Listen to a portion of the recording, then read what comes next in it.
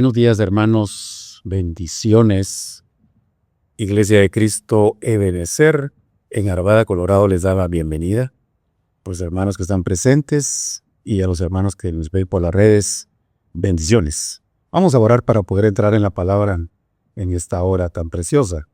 Padre Santo, en el nombre de Jesús, Señor amado, venimos hoy delante de tu presencia solicitando, Señor, tu unción, solicitando, Señor, tu gracia, Padre, para poder trasladar tu palabra, Señor. En el nombre de Jesús, te rogamos, Señor amado, que tú abras nuestro entendimiento y nuestro corazón, Señor, para que podamos, Señor, meditar en las maravillas, los tesoros, Señor, los milagros que tú haces en nuestras vidas. En el nombre de Jesús, Señor, gracias, Padre amado. Amén y amén.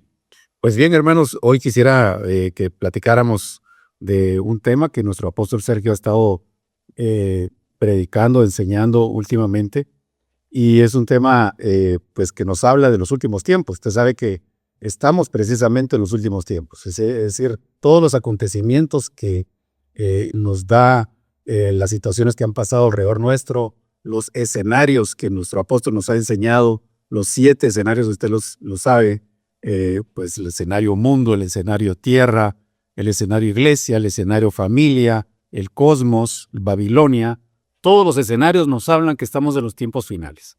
Entonces quisiéramos que meditemos hoy en una porción de la palabra en el libro de Apocalipsis, pero antes yo quisiera que vayamos en algunos textos para ir viendo cómo el Señor nos lleva hacia esta enseñanza. El tema que yo le quiero mencionar hoy se llama el arma del tercer jinete. Nuestro apóstol Sergio lo ha estado mencionando y yo quisiera pues también ahondar un poco más en ello. Sé que él lo ha hecho con gran abundancia, pero quiero ser partícipe también de estas enseñanzas. Amén. Entonces, quisiera que vayamos hoy en el libro de Juan capítulo 8, versículo 12, la versión de las Américas dice así. Jesús les habló otra vez diciendo, yo soy la luz del mundo. El que me sigue no andará en tinieblas, sino que tendrá la luz de la vida. Es un texto muy conocido por toda la cristiandad. Sin embargo, pues a mí me parece que es muy importante que nosotros veamos esta situación de que el Señor es la luz. Ahí mismo en ese pasaje, yo soy la luz del mundo. Más adelante, el Señor dice, ahora vosotros sois la luz del mundo. ¿Por qué? Porque Él se va y deja esa luz que Él vino a dar al mundo, a la tierra, nos la da a nosotros por medio de Él, y ahora nosotros somos participantes de esa luz. Amén. Pero entonces dice, no andará en tinieblas. Quiere decir entonces, hermano, que en el mundo está inundado de tinieblas.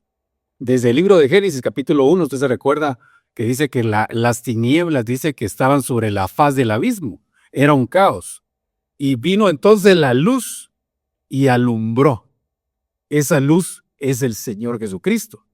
Es decir, entonces que cuando nosotros aceptamos a nuestro Señor Jesús en nuestro corazón, las tinieblas se van haciendo menos. Mire, ojo con eso, porque la Biblia dice que nosotros mismos tenemos tinieblas adentro.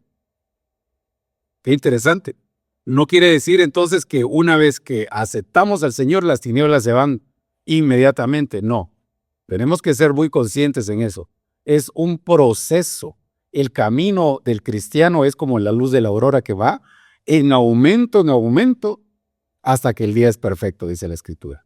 Entonces, no andaremos en tinieblas, ya no andaremos en tinieblas. Y de hecho, los que somos hijos de Dios, hermano, pues nuestro anhelo es caminar en pos de esa perfección y ya no estar totalmente en tinieblas, aunque sabemos que algunas veces las tinieblas pueden alcanzar a un cristiano, pero esa es situación de otro estudio, ¿verdad?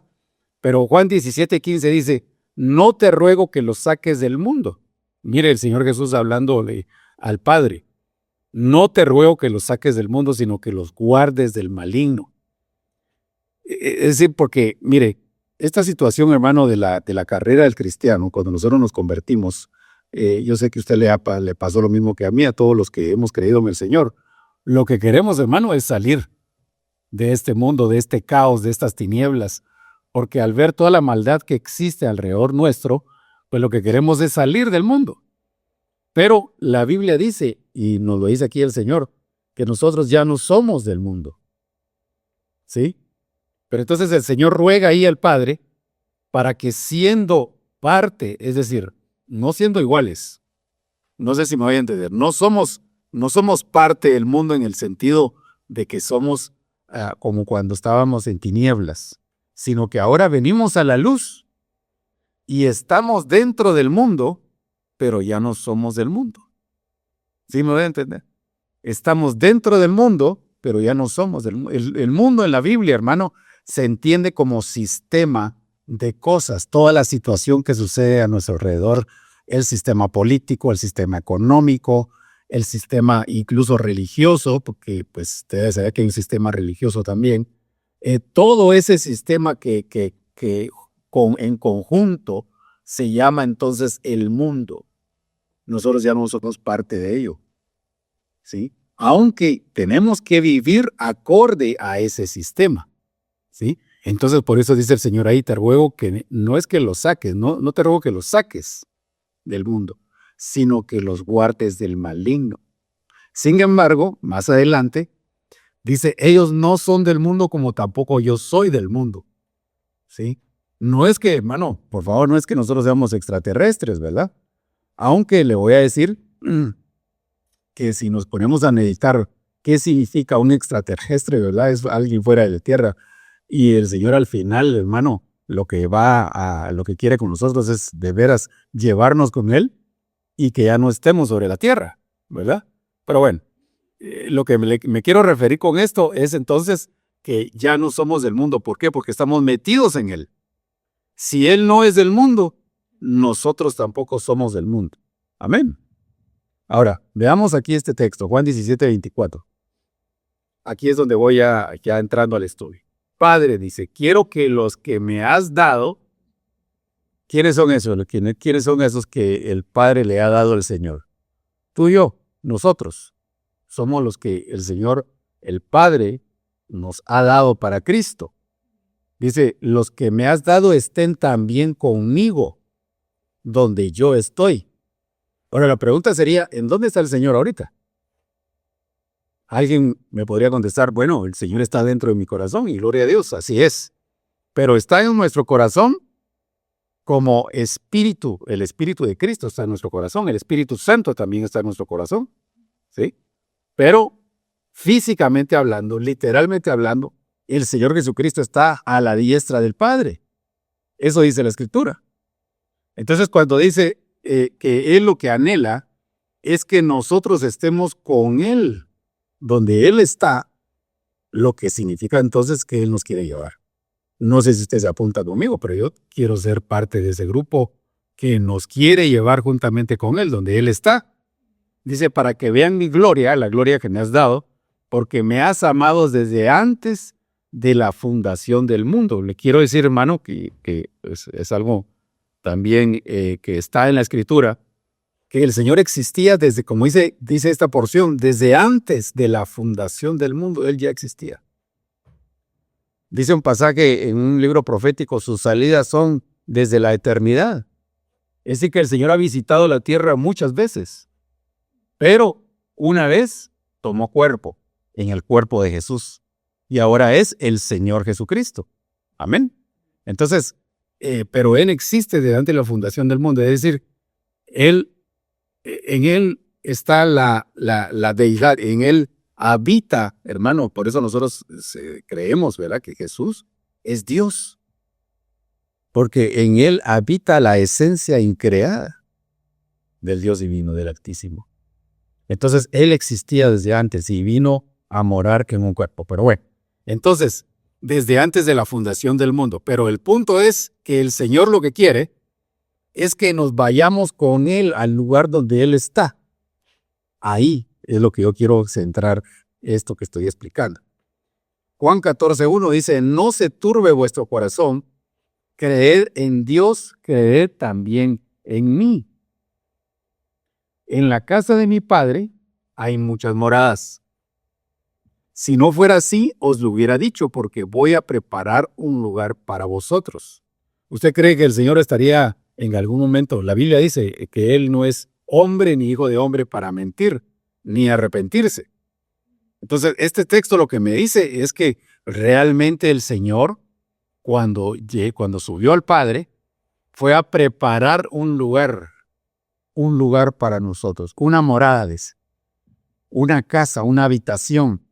Él está preparando, o ya preparó más bien, esas moradas celestiales. Y ahí es donde nosotros vamos a llegar. Ahora dice, y si me voy, el Señor se fue de aquí de la tierra, ¿sí o no? Sí, ¿verdad? El Señor ya se fue. Físicamente hablando, el Señor está a la diestra del Padre, pero su Espíritu está dentro de nosotros. Y el Espíritu Santo. Amén. Pero dice, si me voy y preparo un lugar para vosotros, vendré otra vez. Mire qué promesa tan bonita, ¿verdad? Vendré otra vez. Ahí está la segunda venida del Señor. Y os tomaré conmigo para que donde yo estoy, allí estéis también vosotros. Entonces, hermano, la esperanza nuestra, además de deleitarnos en la oración, en la alabanza al Señor, en la presencia de los hermanos, en la comunión, además de eso, hermano, lo más lindo de esto es que nuestro anhelo debe estar en que vamos a regresar a la casa del Padre. Y a la casa de Jehová volveré, dice el salmista, ¿verdad? ¿Cómo va a volver a un lugar donde nunca estuvo? Quiere decir que ya estuvo antes. Entonces nosotros salimos de la casa del Padre y ahora vamos a regresar a la casa del Padre. Pero no podemos regresar solamente así como salimos. Necesitamos regresar adentro de un arca. Así como en Génesis capítulo 8, los que se salvaron se metieron a un arca. Esa arca ahora el arca se llama Cristo. Entonces, cuando nos metemos a esa arca, vamos a ser guardados de lo que viene sobre el mundo y vamos a ser llevados a lugares celestiales. Amén. Entonces dice, tomaré conmigo para que donde yo estoy, ahí estéis también vosotros. Donde quiera que va a estar el Señor, ahí vamos a ir con Él. Si va a ir no solo en la tierra, pues usted ha visto videos de cómo la tierra es un puntito, pero yo diría ni siquiera llega a una mota o polvo, ¿verdad? Un granito de polvo dentro de todo el universo, o los universos. Imagínense que el Señor solo se limite a estar en la tierra. No puede ser. El Señor puede desplazarse a todos los universos y los universos son la parte creada. Imagínense hasta dónde más puede llegar el Señor, porque Él es un Dios increado. Entonces, pero donde Él está, ahí vamos a estar nosotros. Si va a ir a las Pléyades, a Orión, a todas las constelaciones que el hombre hoy mismo conoce, ahí vamos a ir con Él. O sea, no nos limitamos solo a la tierra. Le digo esto porque, hermano, hay religiones que mencionan de que van a estar aquí en la tierra, en el siglo venidero se van a estar en la tierra. Yo realmente, pues, es bonita la tierra y más cuando dice Apocalipsis que va a ser nuevos cielos y nueva tierra. Pero yo no me quiero quedar aquí, yo me quiero estar con el Señor, a donde Él está. Amén. Entonces dice Él aquí que os tomaré conmigo para donde yo estoy, ahí estéis también vosotros. Entonces la esperanza, hermano, la esperanza nuestra es regresar a la casa del Padre. Insisto, podemos aquí deleitarnos de la presencia de Él, podemos hacer muchas cosas en abundancia que el Señor nos dé, lo que sea, hermano, pero nada se compara con regresar a la casa del Padre. Eso es lo que nosotros anhelamos. Amén. Ahora, veamos Corintios 15:50, 1 Corintios. Y esto digo, el apóstol Pablo, hermanos, que la carne y la sangre no pueden heredar el reino de Dios, ni lo que se corrompe hereda lo incorruptible. Entonces aquí ya nos da un parámetro del apóstol Pablo. Si alguien quería decir, mire, si yo no necesito esto, yo puedo ir al Padre directamente, pues le quiero decir que se equivoca. Lamentablemente no se puede, ¿verdad? Porque el puente, el acceso para poder llegar al Padre, ¿quién es? Jesucristo. Es el único. No hay una figura humana que pueda hacer esto. El Señor Jesucristo es el único intermediario entre el hombre y Dios. Entonces, la carne y la sangre no pueden heredar el reino. No podemos nosotros entrar así como estamos.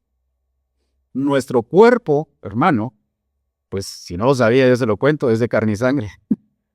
Qué gran profundidad, ¿verdad? Pero nuestro cuerpo está compuesto de carne y sangre. Ahora, cuando la Biblia habla de carne, ¿verdad? Está hablando también de una carne en donde están los deseos, las pasiones. Y la sangre, pues es obviamente el fluido que corre por nuestras venas.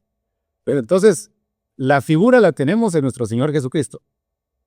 Cuando Él resucita y se aparece a los discípulos, les dice a sus discípulos, ved, tocadme, que yo no, que no soy un espíritu, sino soy de carne y de hueso. Entonces me llama la atención porque no dice, ved, tocadme, que soy de carne y sangre, sino le dice, tocadme, que soy de carne y hueso. Quiere decir entonces que el reino de los cielos no lo hereda carne y sangre, pero sí lo hereda la carne, lo que nosotros vemos físicamente, y el hueso. ¿Cómo así, hermano? O sea que la sangre, no, es que en la sangre están toda la parte pecaminosa. Nuestros ancestros, la inclinación hacia el pecado. Por eso dice otra porción de la Biblia, no habéis combatido contra el pecado hasta derramar sangre, dice el texto. Entonces quiere decir que podemos heredar el reino de los cielos, es decir, cuando nos vayamos con el Señor, vamos a ir en este mismo cuerpo, pero vamos a derramar la sangre. Entonces, hermano, ¿cómo vamos a ir? Pues la luz. Pues, por eso le leí el versículo al principio, que Jesús es la luz. Y esa luz que ahora mora en nosotros es lo que nos da la vida. Ya no vamos a necesitar sangre. La sangre se necesita aquí en la tierra. Allá en el cielo no necesita la sangre. Entonces, no heredan el cielo, la carne y la sangre. No pueden heredar. Ni lo que se corrompe hereda lo incorruptible. Pero luego sigue diciendo Corintios, he aquí os digo un misterio. No todos dormiremos, pero todos seremos transformados. Hay diferentes versiones de ese versículo. No quiero ahondar en esas diferentes versiones. Hay otras versiones que dice, a la verdad todos resucitaremos, pero no todos seremos mudados en hombres celestes. Es una manera de interpretación, una versión muy linda. Pero entonces, el misterio es que no todos dormieron, no todos vamos a morir, porque este dormir, lo que está hablando aquí es de morir, ¿no? No todos vamos a morir, pero todos vamos a ser transformados, dice. Es decir, es lo que le estaba mencionando en un momento del texto anterior. Esa transformación, en esa transformación nos van a hacer botar la sangre. Nos van a dar un cuerpo espiritual y un cuerpo celestial para que podamos entrar a los cielos, porque no podemos entrar con un cuerpo como lo tenemos ahorita. ¿Sí? Tiene que ser un cuerpo adecuado a los cielos. Entonces, por eso dice, vamos a ser transformados. 1 Corintios 15:52. En un momento, en un abrir y cerrar de ojos. Cuando usted le pone el zoom a esta porción, cuando dice un abrir y cerrar de ojos en un momento, ese momento es un tiempo, dice el original, es un nanotiempo. Hermano, un abrir y cerrar de ojos, imagínense cuánto tarda. No tarda no sé si ni medio segundo. Ahora, eso va a ser la transformación. La transformación va a ser un abrir y cerrar de ojos. A la trompeta final, pues la trompeta sonará y los muertos resucitarán incorruptibles. Y nosotros seremos transformados. Es decir, que es necesaria que venga una trompeta, que venga el sonido de una trompeta. Por eso hay un coro que dice así, ¿verdad? Sonará la trompeta. ¿Se recuerda ese tema, esa canción? Sonará la trompeta en Sión. ¿Por qué? Porque es importante entonces que la trompeta suene para que los muertos resuciten y luego venga la transformación nuestra. Ahora, este texto de Corintios también lo podemos unir con 1 Tesalonicenses capítulo 4, versículo 14. Porque si creemos que Jesús murió y resucitó, así también Dios traerá con él a los que durmieron en Jesús. Ahora, ¿usted cree que el Señor murió y resucitó? Amén. Bueno, entonces si lo creemos, así también Dios traerá con él los que durmieron en Jesús. Por lo cual os decimos esto por la palabra del Señor, que nosotros los que estemos vivos y que permanezcamos hasta la venida del Señor, no precederemos a los que durmieron. Es decir que en ese turno resucitan a los que creyeron en Jesús y después transforman a los que estemos vivos. ¿Sí? Lo que debemos de comprender con este texto de que cuando habla de que estemos vivos es vivientes. Vivientes. No lo voy a explicar ahorita, pero usted ha de saber que hay estaturas de un hijo de Dios, de un cristiano. Y una es ser viviente. Una es ser hombre, o sea, el hombre maduro, luego el viviente, luego el santo y luego el vigilante. Son 4 estaturas. Pero entonces tenemos que ser un viviente. Eso sería cuestión de otro tema. Pero dice que permanezcamos hasta la venida del Señor, no pereceremos a los que durmieron. Pues el Señor mismo descenderá del cielo con voz de mando. Mira, con voz de arcángel, ahí está otra vez la trompeta de Dios. Y los muertos en Cristo se levantarán primero. Ahora, ojo con esto. Son los que murieron a sus pasiones mientras estuvieron dentro de la tierra, mientras estuvieron militando en esta vida, que murieron a sus pasiones, o sea, murieron en Cristo. Esto es muy importante señalarlo, le voy a decir por qué. Porque normalmente se podría leer, los que creyeron en Cristo. Entonces todos van a resucitar. Pero los que en este turno de resurrección, que es un turno muy importante, porque es un turno cuando el Señor Jesucristo se aparece, o sea, es una parucía del Señor Jesucristo. Es muy importante hacer la salvedad que esos muertos son no solo muertos físicamente, sino que son muertos a sus pasiones. ¿Sí? Porque se lo pongo ahorita en términos actuales. ¿Qué dice usted? ¿Será lo mismo, la misma corona que tenga un cristiano, un hijo de Dios, que aceptó al Señor X día, lleva, qué sé yo, un año de ser cristiano, pero se va a las fiestas, sigue con sus vicios, no se nota que es cristiano, pero sí aceptó al Señor, en su corazón tiene al Señor Jesús, pero siguió en su vida pecaminosa? Tendrá la misma recompensa, la misma corona, que un cristiano que se convirtió al Señor y está muriendo sus pasiones y está diciéndole al Señor, mira, yo quiero que hagas todo el plan que tú tienes en mi vida. Para mí, yo renuncio a todo lo que soy. ¿Serán la misma corona, cree usted? Uno se está consagrando y el otro no. Entonces no podríamos decir que estos muertos en Cristo, que son de un turno de resurrección de la parucía del Señor, sean solamente estos que aceptaron y siguieron su vida pecaminosa. Amén, ¿me va a entender? Entonces, estos muertos en Cristo son aquellos que murieron a sus pasiones, que murieron a sus propios deleites. ¿Por qué? Por deleitarse en el Señor. A ellos el Señor los va a levantar primero. ¿Sí? Luego dice 4:17.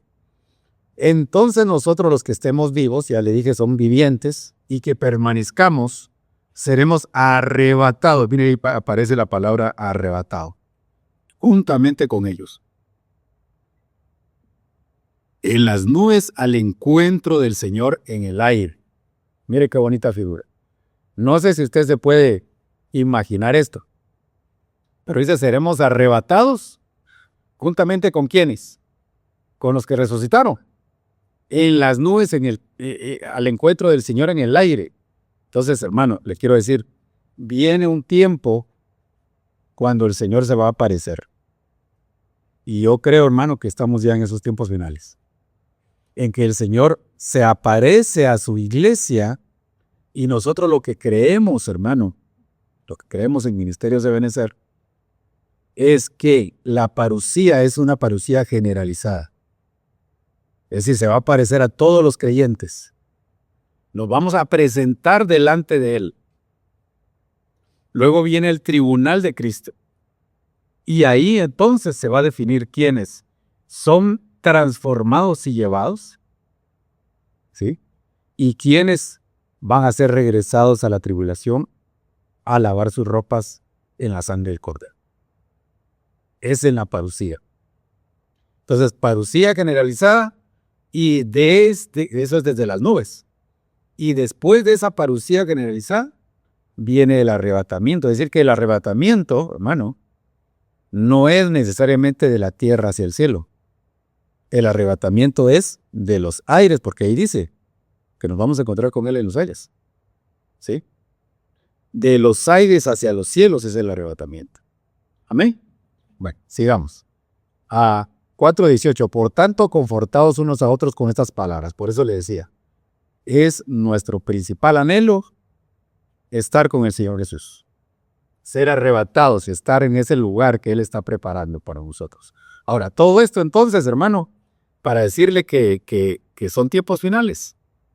Con todos los escenarios que mencionamos un principio y todas las señales que se están cumpliendo, dice Lucas 21:20. Pero cuando veáis a Jerusalén rodeada de ejércitos, sabed entonces que su desolación está cerca. Y aquí es donde uno se pone a pensar, hermano, con todo lo que está sucediendo actualmente. Porque pareciera ser que nuevamente, porque no es primera vez, hermano, que nuevamente están rodeando a Jerusalén. Usted está viendo las noticias, cómo ahí está la segunda semana de guerra en contra de Irán. ¿Segunda es o tercera? Segunda. En contra de Irán y hermano, la cosa está seria. ¿Por qué? Porque Irán entonces ha bombardeado varios países. Entonces, puede ser que esto se cumpla, esta profecía. Cuando veáis el Jerusalén rodeada de ejércitos, sabed entonces que su desolación está cerca. Y entonces vemos cómo Irán ha estado bombardeando, que usted sabe que Irán es el pueblo persa, que ha sido un enemigo desde tiempos antiguos de Israel. Igual que los gazeos o los habitantes de Gaza, también han sido enemigos de Israel. Pero entonces esto, por lo que estamos viendo actualmente, lo que quiero yo es traerlo a la actualidad. Que usted se venga conmigo a revisar qué es lo que está pasando en la actualidad en los escenarios. Entonces, este escenario de Israel, escenario mundo, ¿sí? Escenario Babilonia también tiene que ver. Esto está sucediendo hoy. Y entonces vemos que hay guerra en contra de Israel, en donde está Jerusalén, por supuesto. Y vemos entonces aquí, Mateo 24:32, de la higuera aprended la parábola. Cuando su rama ya se pone tierna y echa las hojas, sabed que el verano está cerca. Y usted sabe que la higuera, hermano, está representado por Israel.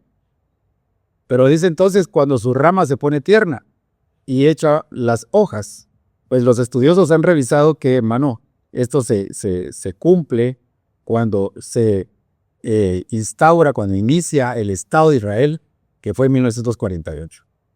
Entonces, sus ramas están tiernas, es decir, que la palabra nuevamente se está cumpliendo, ¿sí? Las ramas están tiernas y se están echando hojas. Porque no me va a decir usted que un Estado que empezó en 1948 es un Estado viejo. Por supuesto que no. Es un Estado tierno, ¿sí? Recién está floreciendo. Pues esto se está cumpliendo. Sabéis que el verano está cerca. Pero luego dice, así también vosotros, cuando veáis todas estas cosas, sabed que Él, el Señor, está cerca a las puertas. Yo le quiero recordar, porque yo sé que usted lo sabe, que existe un reloj, que le llaman el reloj del fin del mundo. Ese reloj no es algo bíblico ni religioso, es un tema científico, que muchos científicos se reunieron, hermano, después de la guerra, cuando se estallaron las bombas nucleares en Japón. A partir de ahí, entonces ellos crearon este reloj del fin del mundo. Que yo revisando, hermano, este reloj empezó 7 minutos para dar las 12 de la medianoche. ¿Qué pasa en las 12 de la medianoche? Pues ellos dicen que podría ser una situación de guerra sobre el mundo, total, ¿verdad? Una devastación, un caos. Entonces, a partir de esos 7 minutos, cada año van revisando ese reloj, dependiendo de situaciones climáticas, de situaciones geopolíticas, situaciones de guerra, y entonces van restando o van aumentando. ¿Sabe cuánto tiempo marca ahorita ese reloj del fin del mundo? Cada enero de cada año lo revisa. Eso fue enero del 26. Ahorita dice que faltan 85 segundos para la medianoche. Se atrasó un poco, le dieron un poco de respiro cuando fue el tema de Rusia, cuando ya no fue la Unión Soviética, sino que ahora es reconocida como Rusia. Pues pareciera que le dio como un cierto respiro a esto, ¿verdad? Y ahí como que le aumentaron unos segundos. Pero ahora, hermano, se acerca cada vez más a la medianoche, 85 segundos. Y cada año lo revisan. Yo estuve revisando los últimos 3 años y ya se ha acercado a la medianoche casi 5 segundos por año. Ahora, esto solamente es un parámetro, no es bíblico, ¿verdad? Pero algo saben los científicos también. Entonces, estamos en el tiempo final. Mateo 24:34, en verdad os digo que no pasará esta generación hasta que todo esto suceda. Ahora, en Apocalipsis 6:1, el Señor dice, vi, ese es el profeta Juan, vi cuando el Cordero abrió uno de los 7 sellos y oí a uno de los 4 seres vivientes que decía con voz de trueno, ven. Mire que le mostraron al apóstol Juan. Miré y he aquí un caballo blanco y el que estaba montado en él tenía un arco, se le dio una corona y salió conquistando y para conquistar. Es decir, que su arma entonces era un arco. Esto lo ha explicado el hermano Sergio o el apóstol últimamente. No quiero redundar en ello, pero pues saber de que es un arco que no tiene flechas, que no tiene arma. Es decir, que no tiene municiones, más bien, el arma es el arco. Pero no tiene la munición, que sería la flecha. Es un movimiento de falsa paz, ¿sí? Y está entonces, dice, sale conquistando para conquistar. Ustedes saben, hermano, que hay muchos tratados de paz que han venido desde casi, pues yo diría, casi 100 años, desde que están las guerras de la Primera y Segunda Guerra Mundial. Han venido muchos tratados de paz. Entonces, ese caballo blanco ya ha salido, ese primer sello ya se ha destapado. Quiero mencionar también que los 7 sellos ya fueron destapados. No están cumplidos en su cabalidad, y eso lo hemos aprendido de nuestro apóstol, ¿verdad? No están cumplidos en su cabalidad, pero esos sellos, a partir de la finalización de la Segunda Guerra Mundial, eso, hermano, se destaparon los 7 sellos.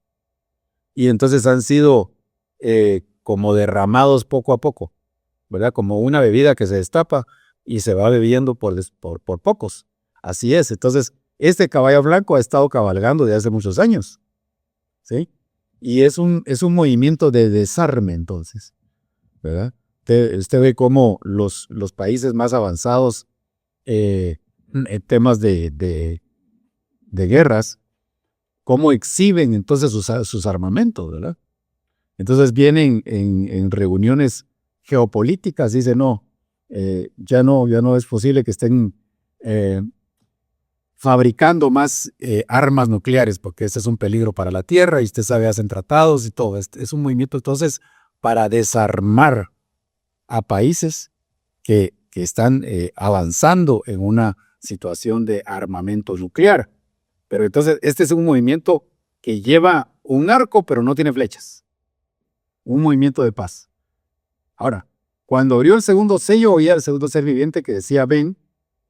Entonces salió otro caballo rojo, y al que estaba montado en él se le concedió quitar la paz. Mire, acaba de haber paz en el caballo blanco, y ustedes se la están quitando, ¿verdad? Quiere decir entonces, hermano, que no era una paz genuina, ¿verdad? Era una paz así como acomodada, ¿verdad? No te hago daño, no pasas de aquí, yo no paso para allá, ¿verdad? Pero era una componenda nada más, solo para para taparle el ojo a no sé quién, ¿verdad? Era solamente momentánea esa paz. Porque aquí en el caballo rojo, el que está montado se le concedió quitar esa paz de la tierra y que los hombres se mataran unos a otros y se le dio una gran espada. Ahora díganme ustedes si esto no ha sucedido hace muchos años. Por eso, hermano, es que la gente dice, no, hombre, pero si eso pasa desde los tiempos de la abuelita. Bueno, si tienes razón, más o menos hace unos 100 años. Los sellos ya fueron abiertos. Pero eso no quiere decir de que no estemos en el tiempo de los finales de esos mismos tiempos. ¿Sí? Entonces, sí se le ha quitado esa paz a la tierra. Multitud de guerras, multitud de matanzas. Mire, hermano, con lo que sucedió con Israel, precisamente con este grupo terrorista, ¿verdad? Que se meten en el momento que ellos estaban en paz y matan a más de 1,500 personas. Y usted sabe todo lo que hicieron y a partir de ahí, pues es todo lo que estamos viviendo ahora. Pero una situación muy, muy violenta. ¿Por qué? Porque es un caballo rojo, ¿sí? Esto también podría estar hablando, hermano, y de hecho así es, de un movimiento político de izquierda. Usted sabe que la izquierda se identifica con el color rojo, ¿verdad? Entonces, recientemente usted revisa a muchos países alrededor en Latinoamérica y en otros lugares en donde, hermano, el caballo rojo está cabalgando. Es decir, un movimiento político de izquierda, color rojo. Hoy por hoy ya eso va cambiando, pero sí, el caballo rojo ha estado, hermano, ese sello ya fue destapado. Ahora, quisiera irme aquí a 6:5 de Apocalipsis. Cuando abrió el tercer sello, oí al tercer ser viviente que decía, ven y miré aquí un caballo negro. Yo quisiera quedarme ahí. Bueno, vamos a ver qué tanto me da tiempo. Un caballo negro. Y el que estaba montado en él tenía una balanza en la mano. Ahora, cuando hablamos de caballo no cabello, caballo negro, estamos hablando entonces, hermano, ¿de qué? ¿Qué se le viene a usted a la mente inmediatamente? El petróleo. Precisamente es el problema que estamos pasando actualmente, de la guerra que está habiendo en el Medio Oriente, es un tema de este tercer sello, ¿sí? No quiere decir que ahorita se destapó, insisto, sino ya se dio hasta porque problemas del petróleo han habido. Si usted revisa la historia, ahorita, por ejemplo, el precio del barril está llegando, creo que a $120 el barril. Cuando que sin la guerra, creo que estaba menos de 100, andaría por $80. No sé, no soy experto en eso. Pero cuando usted revisa la historia, las únicas veces que el precio del barril del petróleo ha estado arriba de 100 fue en el 2008 con la crisis financiera. Y me parece también en el 2012. Pero hoy el precio se ha disparado aún más y cree que puede llegar hasta los $200. Entonces, a la par que es un problema con este caballo negro que es el petróleo, a la par de eso también nos está hablando de una crisis financiera. Que usted sabe que también en el 2008 hubo una crisis financiera a partir también cuando se dio este tema del petróleo.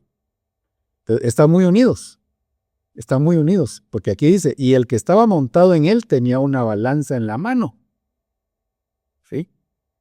Y mire que decía, y oí como una voz en medio, todavía estoy hablando del caballo negro, y oí una voz en medio de los 4 seres vivientes que decía, 1 litro de trigo por 1 denario y 3 litros de cebada por 1 denario.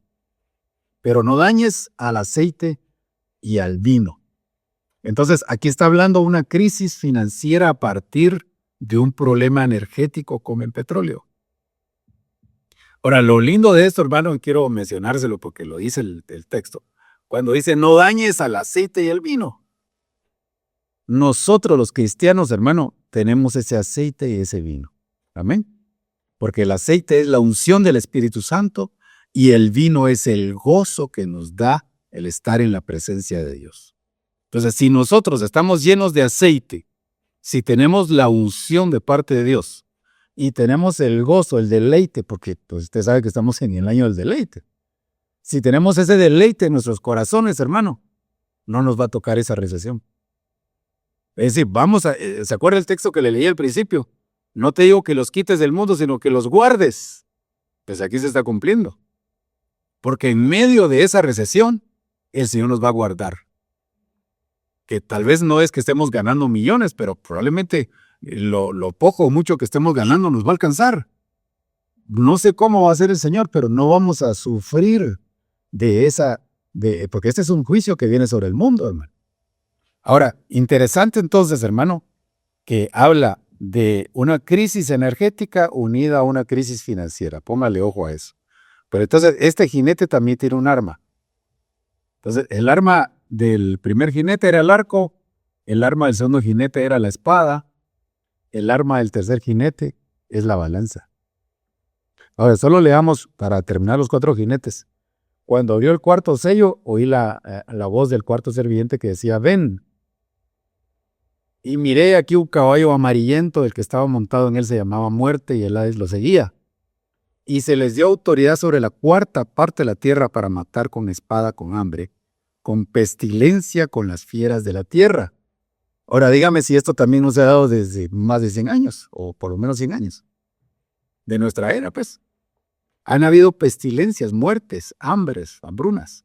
La más reciente, 2019, me parece, la pandemia. Una gran mortandad.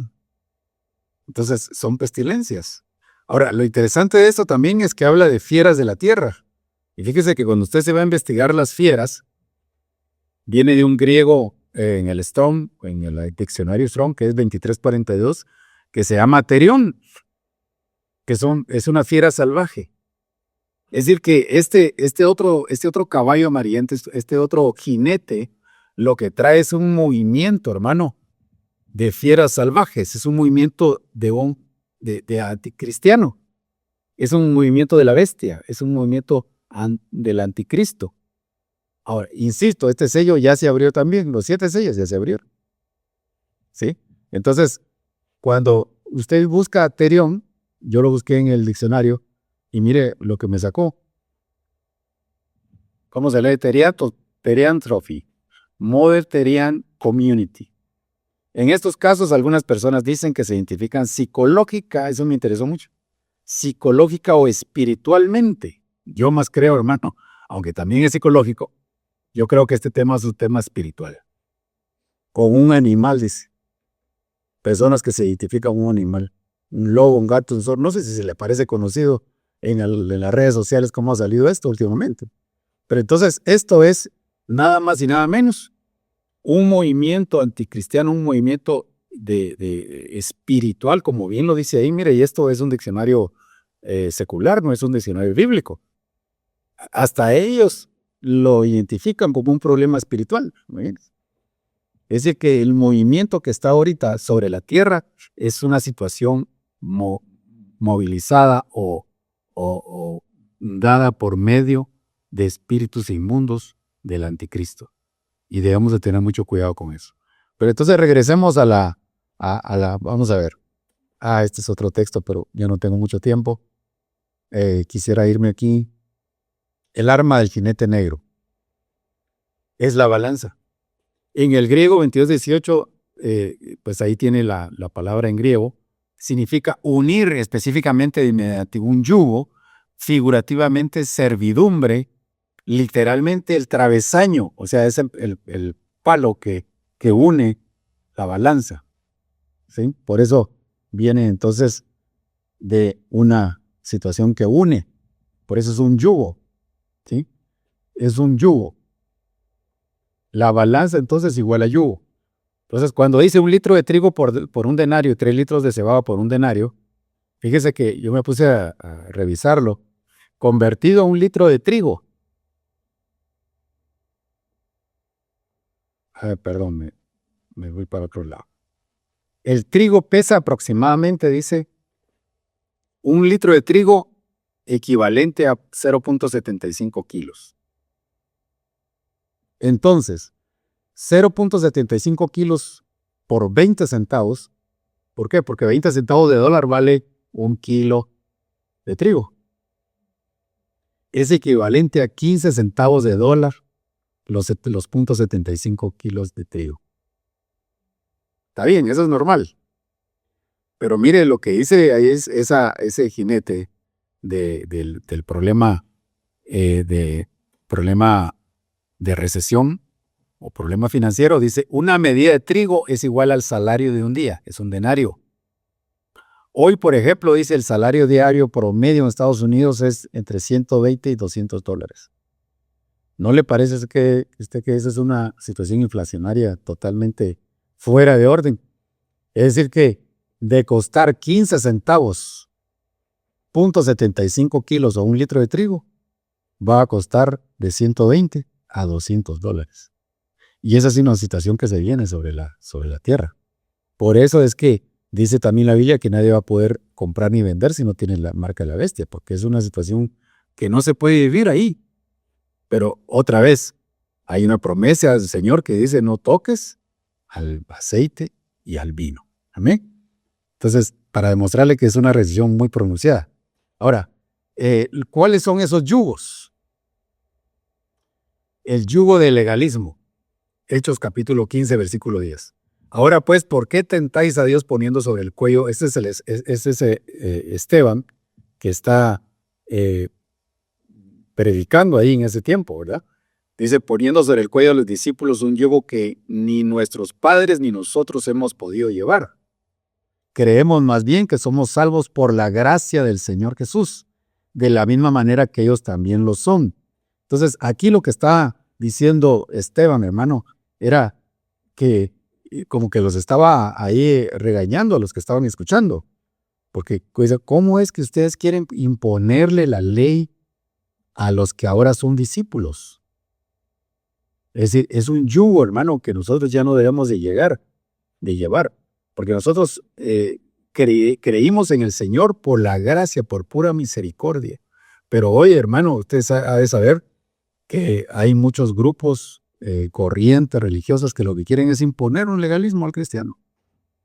Allá afuera mismo, cuando digo afuera me refiero al mundo, la gente, hermano, usted pregúntele, ¿para usted quién es un cristiano? Y le va a decir su propio concepto, ¿verdad? Encerrado en un legalismo, ¿verdad? Por ejemplo, a nuestro apóstol una vez le dijeron, ¿verdad? Usted, pues, que no le creían que era cristiano. Y digo, ¿por qué? Porque siempre anda bien alegre y siempre se está riendo. Es decir, que el parámetro del mundo es que un cristiano no se tiene que reír. Siempre tiene que tener, como dice alguien, cara de pellizco, ¿no? Así de amargado. Y no, pero otra forma de llevar también legalismos es imponerle a alguien un propio concepto de lo que uno cree que son las cosas. Por ejemplo, en Romanos 14:5 dice, uno juzga que un día es superior a otro juzga iguales todos los días. Cada cual esté plenamente convencido según su propio sentir. El que guarda cierto día, para el Señor lo guarda. Hay gente que dice, hermano, ahí usted no hay una. Como le dijeron al Señor, va, tus discípulos no hay una. Eso es imponer un legalismo. O querer que alguien acepte al Señor como Él lo aceptó, como aquel evangelista que llevaba a las personas debajo de un puente, ¿verdad? Para que aceptaran al Señor. Porque como a Él lo llevaron ahí debajo de un puente, aceptó, Él decía, no, aquí tienen, el que no se convierta así no va a ser cristiano. Eso es imponer legalismos, imponer conceptos propios, humanos. Entonces dice, y el que no come para el Señor se abstiene y da gracias a Dios. Tenemos que ser libres, hermano, de toda culpa, todo legalismo en ese sentido. Pero hay yugos. Entonces, este movimiento de la balanza del cuarto jinete, lo que trae es un yugo sobre la gente. Yo quisiera irme adelantando. Mire, no sé si aquí me voy a quedar, pero yugo, la balanza. Yugo es igual a balanza. Pesa los corazones, Daniel 5:27. ¿Se acuerda aquel mensaje que escribió el Señor? Que se vio una mano en el libro de Daniel. Mene, mene, tekel, upers. Y entonces dice en el 5:27, tekel, ha sido pesado en la balanza y hallado falta de peso. Entonces, este es un tiempo que ese jinete está cabalgando, en el cual el enemigo, hermano, se puede acercar a nosotros y nos puede decir, mira, estás manchado. No puedes ir a la iglesia, no puedes adorar, no puedes hacer esto porque estás manchado. Y hermano, lo que tenemos que hacer es, además de reprenderlo, pues reprendámoslo. Pero mire qué dice este texto. ponte de acuerdo con tu adversario pronto, entre tanto que estás con él en el camino. ¿Quién es el camino? Es Cristo, ¿verdad? Entonces, tenemos que saber, hermano, que nuestro adversario va a estar, hermano, acechándonos como león rugiente, dice la Biblia, viendo a quién se devora. Entonces, pongámonos de acuerdo. Digamos, sí, tienes razón. Sí, tengo este problema, tengo esta mancha, pero ahorita voy delante de la presencia del Señor en su altar y me voy a poner a cuentas. Eso es lo que tenemos que hacer. Porque dice, ponte de acuerdo. No le digas, no, eso no es cierto. Porque si es cierto, hay que aceptarlo y venir delante del Señor, que nos limpie. No sea que el adversario te entregue al juez, el juez al alguacil y seas echado en la cárcel. Entonces, viene un yugo que es la balanza, hermano, que nos van a pesar nuestros corazones. Amén. Vemos entonces que hay diferentes yugos que este caballo que viene, el caballo negro, que significa entonces una situación, una crisis energética y financiera, de jinete que va cabalgando, trae entonces diferentes yugos sobre nuestras vidas que lo reprendemos en el nombre de Jesús, ¿verdad? Yugo con el mundo. Perdone ahí que el tiempo ya se nos fue, pero nos habla también de un yugo con lo terrenal y diferentes yugos diríamos de una manera negativa, ¿sí? Pero yo quisiera que meditáramos más que un yugo de parte del enemigo, ¿verdad? Mire, el yugo de la rebeldía y el menosprecio que está en 1 Reyes 12:9.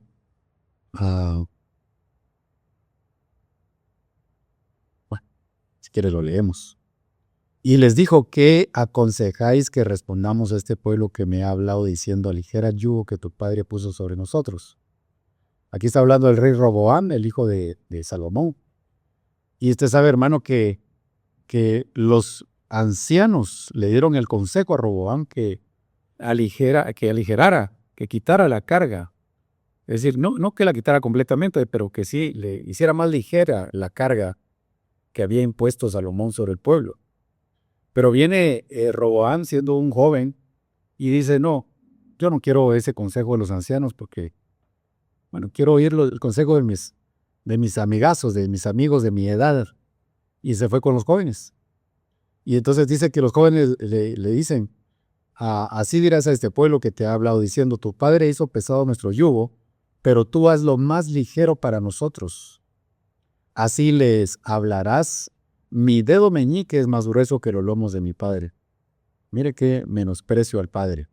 Entonces, hoy por hoy, hermano, ese yugo que viene de esa arma, de la balanza, de ese jinete, hermano, trae menosprecio hacia los padres.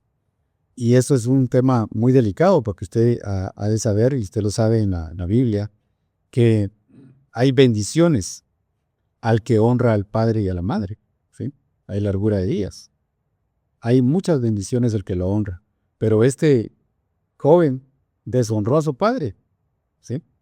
Diciendo esto del dedo meñique, imagínese usted qué altanería, qué arrogancia, ¿verdad? Cuando usted se va aún más a fondo de esta expresión, se da cuenta de que incluso hasta tiene una connotación de tipo sexual. Bien tremendo lo que él dijo ahí de su padre, lo menospreció. Pero aún así entonces hubo rebeldía porque se rebeló en contra del consejo de los ancianos y tomó el consejo de sus propios amigos los jóvenes. ¿Y cuál fue el resultado? Dice la Biblia que entonces se dividió el reino de Israel hasta nuestros días, imagínense, a partir de ahí. Entonces, ¿por qué? Porque un joven no escuchó la voz de un anciano. Mira, hermano, es importante tomar en cuenta la experiencia de la gente, no por gusto, hermano, la gente ha vivido unos años. Ahora, en esto también hay una diferencia, ¿verdad? Porque es diferente ser alguien con edad, un viejo, a ser un anciano. Hay una diferencia, ¿verdad? Porque un anciano es el que ha ganado experiencia y puede aconsejar, ¿sí? Hay un texto en la Biblia que menciona también cuando habla de las jovencitas, dice que que las mujeres ancianas les den consejo a las jovencitas de cómo comportarse. Pero son ancianas, son mujeres que han ganado experiencia, han sido llenas del Señor, llenas del Espíritu Santo y pueden dar un consejo. Entonces, joven, lo que debe de hacer es acercarte a alguien que el Señor lo ha tratado en la vida, pero estamos hablando de un hijo de Dios, de un cristiano, no alguien en el mundo. No vayas a pedir consejo al mundo. Ve y pide consejo a tus coberturas. Ve y pide consejo a tus pastores, a los ancianos de tu congregación, a alguien delegado, a alguien que está certificado, diríamos de esa manera, por una congregación. Pero si no, lo que va a venir es una división. Hoy por hoy hay muchas familias divididas precisamente por eso, por la rebeldía y el menosprecio hacia las autoridades. Tengamos mucho cuidado, este es un movimiento que está viniendo entonces como un yugo por parte de ese jinete. Ahora, yo sí quisiera, hermano, dejarlo con esto, el yugo de Cristo. No con todos los demás yugos que los vamos a reprender en el nombre de Jesús, vamos a renunciar a todos esos yugos, pero pongámonos entonces el yugo de Cristo. Porque dice Mateo 11:28, venid a mí todos los que estáis cansados y cargados. Hay mucha gente que está cargada y, como dice literalmente ese texto, cansado de tener un yugo como los que vimos anteriormente. Una carga que lleva sobre sus hombros y que dice yo ya no aguanto más. Pero el Señor le dice venid a mí y yo os haré descansar. Ahora, ¿cómo es que los va a hacer descansar el Señor? Fíjense que me da mucha alegría este texto. Tomad mi yugo, dice. Es decir, ¿cómo se quita un yugo el enemigo? Con un yugo de parte de Dios. ¿Sí? ¿Cómo podemos descansar de estar trabajando? Pues trabajando en el Señor. Si se da cuenta, siempre es trabajo. Si se da cuenta, siempre es un yugo. Porque quitamos el yugo del enemigo, pero ponemos el yugo del Señor. Tomad mi yugo sobre vosotros y aprended de mí. Ahora, cuando vemos en un yugo, entonces, si tuviera una pizarra, pero usted ayúdeme con su imaginación, recuérdese cómo ponían en un yugo, es una yunta. O sea, unen, en este caso, en situaciones agrícolas, cuando preparan la tierra, ponen a dos bueyes, ¿sí? Y ahí le ponen una yunta para poder trabajar la tierra. ¿Sí se le parece conocida la imagen? Bueno, entonces, esos dos bueyes lo que hacen entonces es que van caminando y van arando. Pero siempre los que saben de esto ponen a un buey joven y a un buey viejo. Por eso le hablaba hace un momentito de la experiencia de los ancianos, ¿sí? Con los jóvenes. Es muy importante. Jóvenes y ancianos, dice otro texto bíblico, ¿verdad? Nos gozaremos. No solamente los jóvenes, no solamente los ancianos, jóvenes y ancianos nos gozaremos delante del Señor. Entonces, es importante la experiencia, el consejo de los ancianos o de los viejos, pues, en este caso, de alguien que ha tenido experiencias. Entonces, en este caso estamos hablando del Señor. Mire, qué cosa más maravillosa que tener al Señor en el otro lado del yugo. Ahí sí me quiero yo poner ese yugo y usted también, ¿verdad? Porque entonces nosotros somos el buey joven, aunque a veces no tanto por la edad, ¿verdad? Sino por la inexperiencia quizá, de que no podemos hacer alguna situación, no podemos tomar alguna decisión, pero el buey que tiene toda la experiencia del caso, que es el Señor Jesús, Él es el que nos va a llevar. Entonces, aunque nosotros querramos irnos por este lado, pues el otro buey, el buey que sí sabe, ¿sí? En este caso el Señor Jesús, nos va a llevar por donde Él quiere. Por eso le dijeron al apóstol Pedro, ¿se recuerdan? Cuando eras más joven, tú ibas a donde querías, pero cuando seas viejo, otro te ceñirá. Entonces, el Señor, hermano, nos va a ceñir para podernos llevar a lugares donde Él quiere. Pero es importante que nos pongamos el yugo. Si no nos ponemos el yugo, hermano, vamos a andar en rebeldía. ¿Por qué? Porque no le vamos a hacer caso a la autoridad. ¿Sí? Es que el yugo, hermano, no es solo de ponérselo, es de hacer caso. Lo más importante, hermano, es sujetarse. Eso es lo que más duele. porque le aseguro que ese buey joven, él quisiera irse por todos lados y decir, no, voy por mis propias decisiones, yo ya soy grandecito, pero no es por ahí, es por aquí. Y si está con el yugo, el otro buey, el buey viejo, aunque no quiera, hermano, lo va a llevar ahí, lo va a llevar. Entonces es importante porque entonces el otro buey, el buey joven, descansa, reposa, porque el que hace trabajo es el más experimentado, seguramente. Entonces dice, aprended de mí que soy manso y humilde de corazón y hallaréis descanso para vuestras almas. ¿Cómo viene el descanso entonces? Confiando, hermano. Confiando en las fuerzas del Señor, no de nosotros. Por eso dice otro texto bíblico, fuera de mí, nada podéis hacer. Amén. Entonces, yo quisiera ministrar en esta hora para que nos pongamos ese yugo. Y si ya lo teníamos, pues que si no hemos obedecido y caminado en ese camino que nuestro Señor quiere, pues nos arrepintamos hoy y delante del Señor y digamos, Señor, yo quiero ese yugo tuyo, Señor. Quiero que quites todo yugo, Señor, que no te pertenece, que no viene de ti. Señor, ese yugo de rebeldía probablemente, Señor, ese yugo de menosprecio, ese yugo que me une al mundo todavía, Señor. En el nombre de Jesús, quita, Señor, todo yugo que no viene de ti.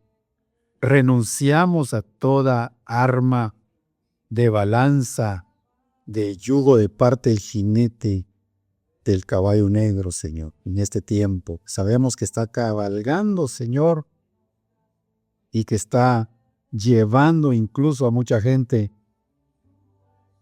a que tenga cargas en sus hombros que no le pertenecen. En el nombre de Jesús, ahora fuera todo acoso de carga sobre tus hombros. En el nombre de Jesús, echa fuera de ti toda carga, toda culpa en el nombre de Jesús, toda relación con el mundo, todo aquello que te ha traído dificultades, menosprecio, incluso tristeza por no caminar de acuerdo a lo que el Señor quiere en tu vida. En el nombre de Jesús renunciamos ahora. Te bendecimos, Señor, en esta hora. Te damos gracias, Padre, por la obra perfecta que tú viniste a hacer en nosotros. Queremos seguir tu huella, seguir tus pasos, Señor, como ese buey joven que está en una yunta contigo, Señor, para que nuestra alma repose y descanse de todo estrés, toda carga. En el nombre de Jesús. Gracias, Señor amado. Yo sé que estás haciendo una obra perfecta en nosotros, Padre. Te damos la gloria, la honra, solamente a ti, Señor. Y si tú no conoces al Señor Jesucristo, hoy abre tu corazón ahí donde estás. Y dile, Señor, ya no quiero estas cargas que por muchos años he tenido. No le he atinado a nada, Señor, pero hoy quiero que entres a mi corazón y que hagas un cambio desde adentro, Señor. Yo te acepto como mi Señor y Salvador. Gracias, Señor amado, en el nombre de Jesús. Amén y amén.